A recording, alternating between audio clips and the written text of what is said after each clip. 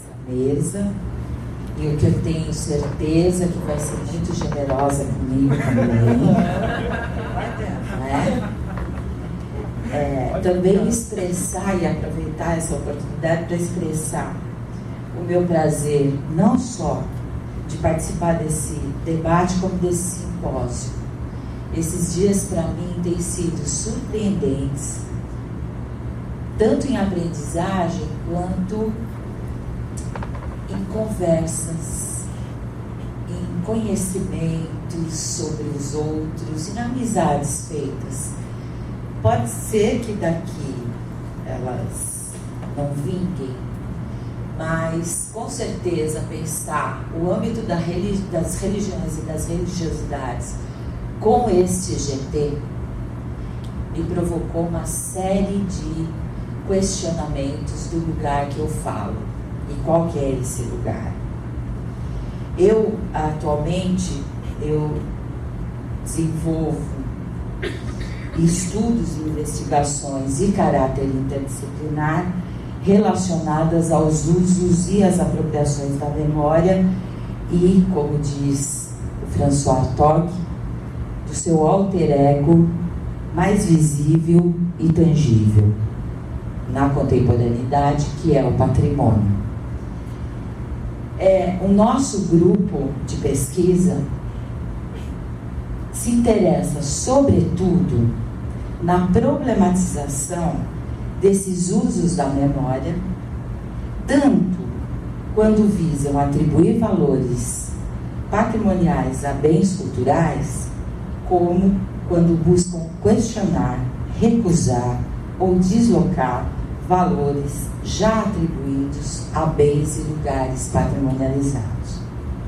E é esse interesse comum que vem nos permitindo compartilhar questões bastante complexas que afetam os nossos lugares disciplinares.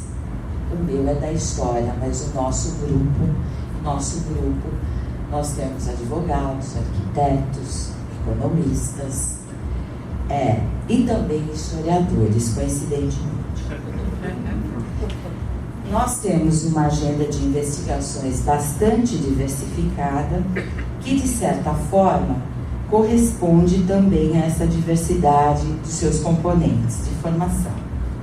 Essa agenda tem abarcado os embates sociais que tomam o tombamento, o destombamento e o agora retombamento de bens culturais no âmbito jurídico, a pichação em lugares patrimoniais como prática de interpelação de seus sentidos, os conflitos gerados a partir de políticas públicas voltadas ao enobrecimento de áreas urbanas, os efeitos socioculturais sobre comunidades de produtores rurais de Joinville e Bogotá, a partir de iniciativas públicas e privadas que visam a espetacularização de produtos tradicionais ou ditos tradicionais e a proteção da biodiversidade urbana na chamada Cidade das Flores, que é um dos codinomes da nossa querida Joinville,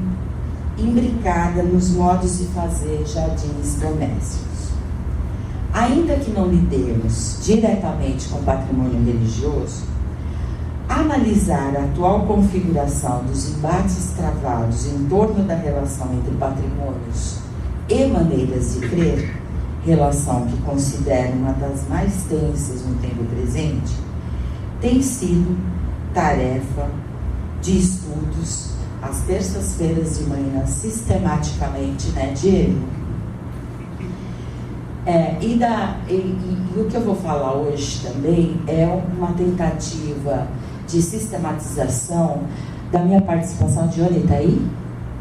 Não. Da minha participação numa disciplina que tem mestrado, é uma disciplina eletiva, chamada Gestão do Patrimônio Cultural. Eu vou tentar ilustrar a relevância política e científica desta problemática com duas coisas que eu trouxe para vocês. Você não me vem com a história que só falta 5 minutos. Que eu já sei que não vai dar tempo. Fundada no século XIII a.C., no que hoje é o norte do Iraque. Há uma semana, militantes já haviam divulgado um vídeo em que destruíam artefatos antigos assírios em um museu em Mossul. Eles acreditam que estátuas são usadas para idolatrar falsos deuses. Ao mesmo tempo, o Estado Islâmico pôs à venda alguns artefatos no mercado negro, transformando antiguidades em uma importante fonte de renda para o grupo. Esta não é a primeira vez que itens considerados patrimônios históricos da humanidade são destruídos por extremistas. Em 2013, militantes no Mali incendiaram bibliotecas onde eram guardados manuscritos históricos. E, em 2001, o Talibã explodiu estátuas conhecidas como os Budas de Bamiyan, que datavam do século VI.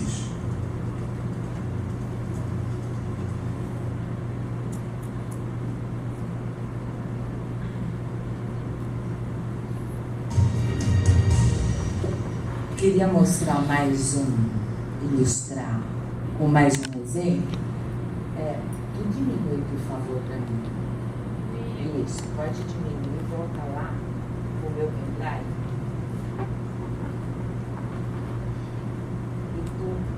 E aquele segundo, vai de cima. O segundo. Acima. Aí. Coincidentemente, agora no dia 11 de outubro, e foi muito divulgado nas redes, eu recebi isso pelo WhatsApp também do Diego, que um pai de santo foi agredido com pedradas em Araquari. Araquari é uma cidade próxima, está colada a Joinville. Pode ir um pouquinho mais para baixo, por favor, Catarina. E toda agressão foi em função do barulho que o terreiro recém-inaugurado estava provocando os vizinhos. Eu sei que houve uma reclamação e no dia seguinte alguns vizinhos foram para a porta do terreiro conversar com o pai de Santo Israel e ele foi agredido violentamente. Eu queria, mais do que a notícia, eu queria também mostrar para vocês os comentários, porque eu baixei a notícia, online, e tem alguns comentários sobre o evento. Vai lá, Catarina, agora diminui de novo. Pode diminuir. Aí tem lá, comentários, o primeiro.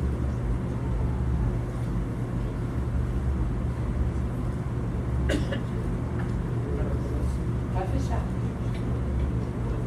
Vai fechar o documento. Ok. Dá para aumentar um pouquinho?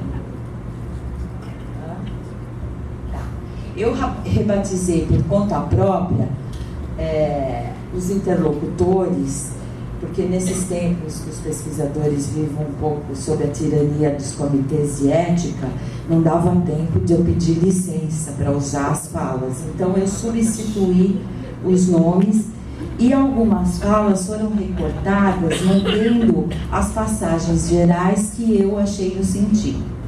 Então diz o abacaxi: depois de jogar pedra, vão para a igreja orar. Mas orar para quem? Qual o Deus justo e bondoso manda jogar pedras em outras pessoas? Aí vem a banana, o senhor banana. As pessoas têm que entender que o mundo não gira em torno do umbigo delas. Cada um tem sua crença, sua religião. Tem que ter uma religião só para todo mundo. Simples. Pronto, acabaria os conflitos. Aí o senhor Abobrinha fala: o pessoal do terreiro devia saber que o mundo também não gira em torno do umbigo deles e fazer menos barulho. A perturbação é imoral e ilegal. Aí vem a senhora Limão e diz: o mesmo serve para as igrejas evangélicas, que ficam sempre aos berros. Aí volta a abobrinha. O que as igrejas evangélicas têm a ver com o caso? Havia alguma nessa reportagem? Parece que não. Abraço. Aí vem a senhora Limão de novo. O fato é que há muito mais igrejas do que terreiros. Aí já abobrinha. A senhora foi incapaz de apontar os fatos. Não há qualquer menção de igreja evangélica fazendo barulho no local em questão. Abraço. Aí vem a senhora Pera. Se o problema era apenas o barulho, que procurassem a polícia. E o senhor abobrinha. Faz-me rir, procure a polícia. Que país o senhor vive? Devia saber que quando você chama a polícia, eles demoram vários meses até tomar uma atitude. Pode procurar nas notícias. O que não falta são exemplos. O senhor Limão. A solução é partir para o crime de justiçamento? O senhor abobrinha. É melhor do que esperar 5 meses. Sim, abraços. Em ambos os casos. Oi, o senhor abobrinha. Censura. Abraço.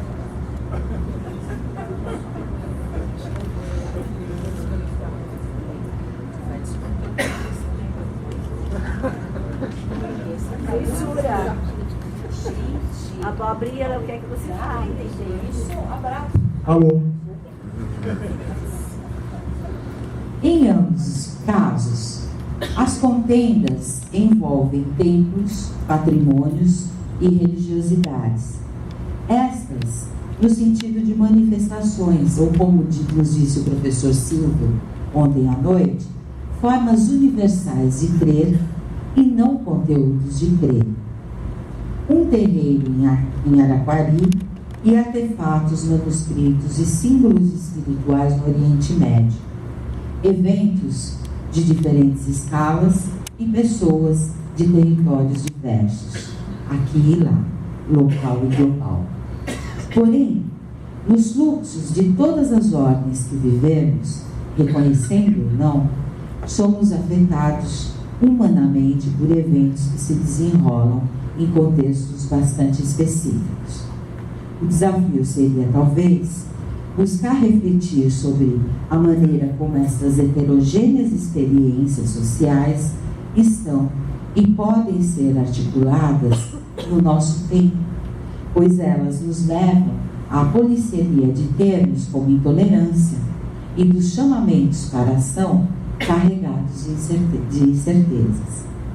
O pai de Santo Israel de Araquari declara que foi vítima de intolerância religiosa, mas continuará em sua missão de fazer do terreiro um lugar de apoio e de entrega espiritual para aqueles que necessitam e desejam, mesmo, acho eu, diante do que pensa o senhor Abobrinha, que considera como fático o barulho do terreiro e não das igrejas evangélicas, e que, na ausência incompetente da força policial, o jeito é fazer justiça com as próprias mãos, queiram ou não o limão, a pera e a banana, para quem a solução final seria o mundo inteiro ter uma só religião.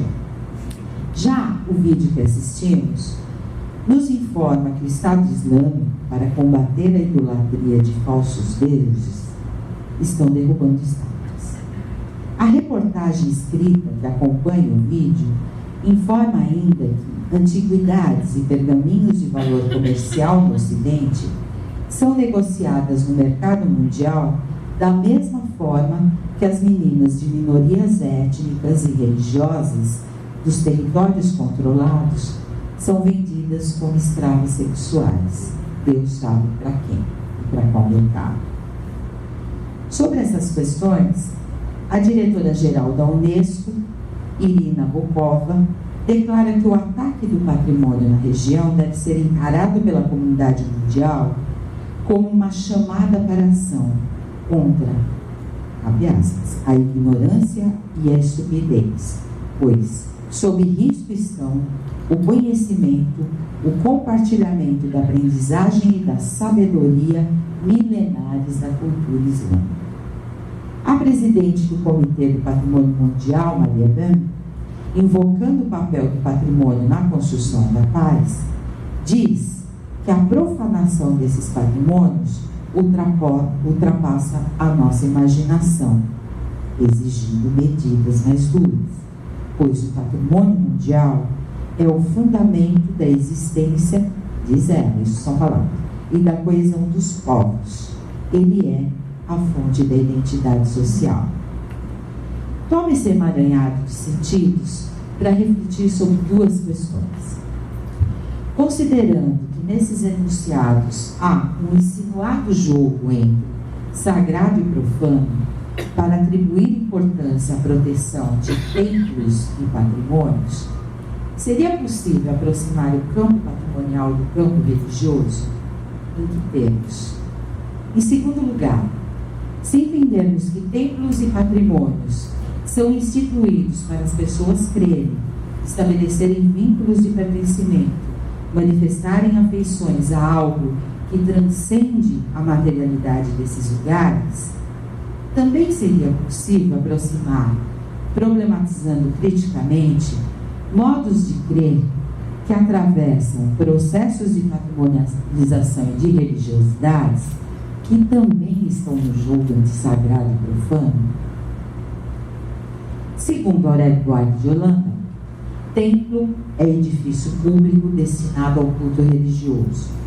Como tal, é um lugar onde se pode dedicar respeito a entidades e aquilo que se acredita. Assim, sejam eles católicos, muçulmanos, budistas, espíritas, umbandistas, os templos são caracterizados como lugares sagrados, não pelas características de seus projetos arquitetônicos, ou pela quantidade e qualidade de pedra e pau investida para lhes dar estrutura, forma e existência tangível, mas porque, simplesmente, são destinados aos modos de crer das pessoas. Há semelhanças com o patrimônio atualmente. De acordo com os nossos atuais marcos constitucionais, o patrimônio cultural brasileiro é constituído por bens culturais, materiais e imateriais, que remetem à ação e à memória de diferentes grupos sociais. E os incisos do artigo 216 da Constituição deixam bem claro, ou pelo menos insinuam, que todo patrimônio é ao mesmo tempo material e imaterial. Como um templo, um patrimônio seria um bem qualificado como tal, não em razão de supostas essências e espiritualidades imanentes à sua materialidade, mas por ser referência simbólica, de ação, de grupos que o reconhecem ou que fazem uso dele.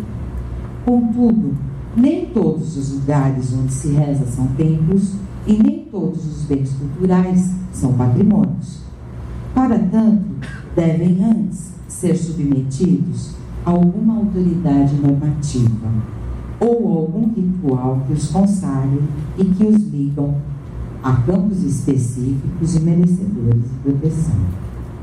Como se sabe, Pierre Bourdieu propôs uma teoria sobre a constituição de campos e as dinâmicas de suas estruturas. Ele nos fala da existência de vários campos: econômico, político, religioso, científico. Contudo, em seu texto, Alta Cultura e Alta Costura, sugere que há entre os campos algumas semelhanças. Para Bourdieu, um campo é um espaço mais ou menos autônomo, onde se desenrolam relações entre agentes ou instituições que competem pelo poder de definir, representar e de dizer de um objeto. Por exemplo, quando o dinheiro encurta no supermercado e o desemprego nos pega, sabemos que a economia vai mal. Mas pouco sabemos como ela funciona. Isso já seria matéria para os economistas, financistas, empresários, ou seja, para aqueles que sabem e detêm o poder de dizer do objeto economia. E, mais, o que é bom e melhor da economia. Em resumo, A economia é um campo no qual produtores econômicos e especialistas travam debates para definir princípios, regras, diagnósticos e soluções para a economia. E isso é muito pouco evidente aos olhos comuns de quem está no supermercado ou de quem está desempregado. Para Bourdieu, há algo ainda menos visível. Longe de haver consensos sobre os princípios de produção e de apreciação dos produtos gerados por um campo, ele, o campo, é antes uma forma sempre dinâmica, movida por lutas intestinas pelo monopólio de poder, travadas pelos agentes que ocupam posições hierárquicas distintas neste campo. Essa teoria tem sido base para muitos estudos sobre o processo de institucionalização do campo patrimonial no Brasil, e também, a semana passada, levantei uma série de escritos que se valem muito dessa teoria do Bourdieu para explicar o religioso ou as religiões. Um exemplo que utiliza a teoria de Bourdieu é a obra de Maria Cecília Fonseca, acho que várias pessoas conhecem, que se chama O Patrimônio em Processo. A autora nos explica que é na década de 1930 que o campo patrimonial no Brasil começa a ser instituído. E é o contexto onde os modernistas, escritores, artistas e arquitetos estão travando debates sobre o que seria o Brasil e qual seria a identidade brasileira. É também nesse contexto onde emergem as primeiras iniciativas para a criação do Serviço Patrimônio Histórico e Artístico Nacional, SPAN, que já começa a funcionar em caráter piloto em 1936. Por força de uma política nacionalista, o Estado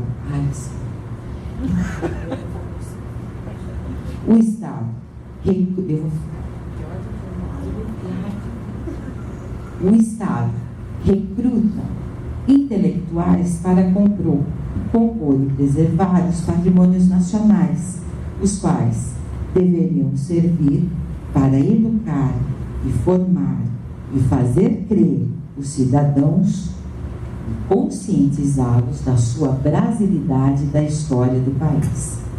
Ocorre que dentro desse grupo não havia consenso sobre o que seria o nacional, bem como sobre quais bens seriam sua referência, o erudito ou popular, a monumentalidade ou o folclore, a pedrical ou a val. O tombamento, instrumento jurídico criado em 37, é adotado como o primeiro instrumento de consagração para dizer e fazer o patrimônio.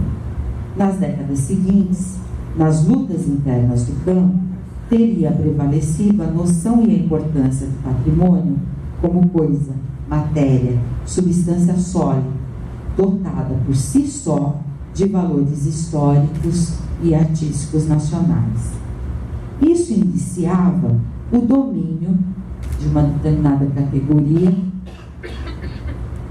dos arquitetos na hierarquia do campo, mas não a suspensão das lutas e dos combates internos. Senão, como entenderíamos as novidades trazidas pela Constituição Federal de 88 ao redefinir o patrimônio como referência à identidade, à ação, à memória, agora não mais da nação, mas dos diferentes grupos formadores da sociedade brasileira? Como entenderíamos também a previsão de novos instrumentos de proteção, como os inventários e os registros? Contudo, há algo em Bourdieu que gostaria de destacar e que, a meu ver, pode aproximar o campo patrimonial do campo religioso. O fato de que as lutas internas entre os seus agentes possuem um limite tácito, ou seja, a fé que eles depositam em seu próprio campo e também na forma dos seus sistemas de consagração, sejam eles objetos ou entidades. Tudo bem que agora, no campo patrimonial, tudo pode ser patrimônio, mas há limites. Para ser patrimônio, mesmo, ele deve ser submetido à apreciação de seus agentes e aos circuitos de consagração que eles estabelecem. Nesse sentido, entre o acarajé e o maré crecheado por Ecoloroxo, que é um prato de Jambuí, há muitas diferenças e distâncias. Talvez as mesmas entre os Budas de Bamiyan, no Afeganistão, e o terreiro do pai Israel, em Araquari. Porém, algumas interconexões podem e devem ser ensaiadas por nós. Para alguns de nós, e eu mesmo, o modelo teórico de Bourdieu muito contribui para analisar os grandes palcos ou cenários em que se desenrolam jogos de poder de um campo, mas tem lá suas travas, especialmente quando lidamos com a história ou com os usos da memória nas apropriações cotidianas do patrimônio ou dos templos. Dito de outra forma, se o modelo pode contribuir para analisarmos, por exemplo, o atual campo de futebol mundial, que envolve a FIFA, Copa do Mundo, de 2018 e 2022, o Blatter, o Marinho, o Platini, o modelo de Bourdieu tem lá suas limitações e tantas outras experiências históricas ligadas a modos de crer e praticar futebol, mas que se dão fora do campo de poder e mesmo assim nele interferem. Para mim, nesse diálogo com Bourdieu, recorro ao historiador francês Michel Certeau. Para quem? Crença é o investimento das pessoas em uma proposição, o ato de enunciá-la, considerando-a verdadeira e boa, noutros termos, uma modalidade de afirmação e não o seu conteúdo. Para finalizar, porque não vai dar mais tempo, já. Eu penso que, implicado nos processos de patrimonialização ou de reconhecimento de um tempo,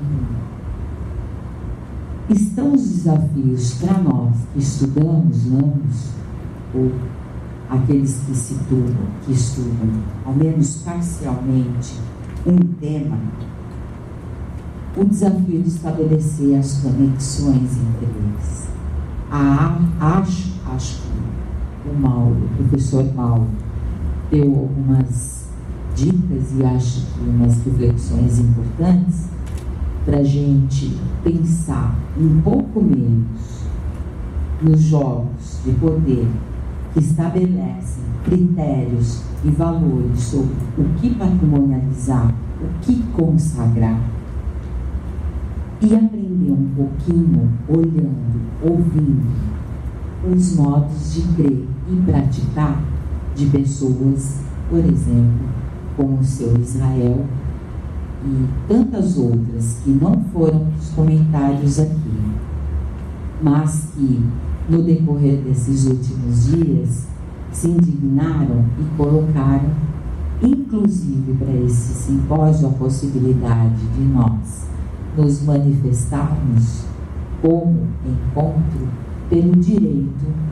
da diferença e da aprendizagem das maneiras de crer universalmente humanas. Obrigada.